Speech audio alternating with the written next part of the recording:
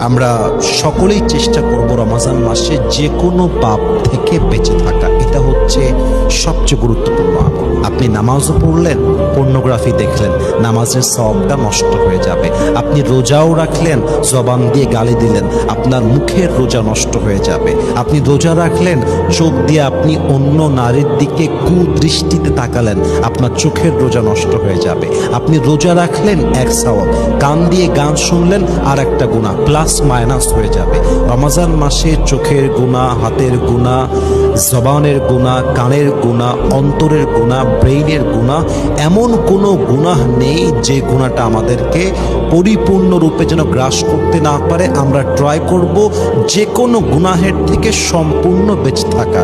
যদি আপনি গুনাহ থেকে বাঁচতে পারেন এবং খুব বেশি আমলও করতে না পারেন, হতে পারে আপনার গুনাহ থেকে বাঁচাটাই আপনার রোজা কবুলের ওয়াসিলা।